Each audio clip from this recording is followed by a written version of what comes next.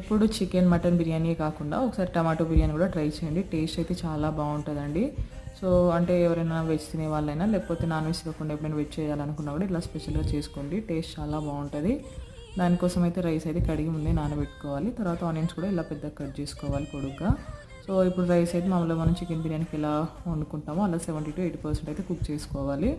ఇలా చేసుకున్న తర్వాత ఇందులో గంజి వంపేసి కానీ లేకపోతే ఇందులో ఉన్న వాటర్ మొత్తం తీసేసి రైస్ అయితే ప్లేట్ అంటే మూత ఏం పెట్టకుండా ఈ విధంగా పెట్టుకోవాలి. సో నేను ఇక్కడ నార్మల్ రైస్ చేశాను. మీరు కావాలంటే బాస్మతి రైస్ అయినా చేసుకోవచ్చు. అలానే ఆనియన్స్ కూడా ఇలా ఫ్రైడ్ ఆనియన్స్ చేసుకొని తర్వాత ఇప్పుడు టమాటోస్ అయితే మిక్సీ వేసుకొని వేసుకోవాలండి. సో అలానే ఒక 2-3 కట్ చేసుకొని వేసుకుంటే టేస్ట్ బాగుంటుంది. ఇందులో అన్నీ ఇప్పుడు మనం చికెన్కి ఎలా వేసుకుంటాం అదే విధంగా అన్ని మసాలాలు అయితే వేసుకోవాలి.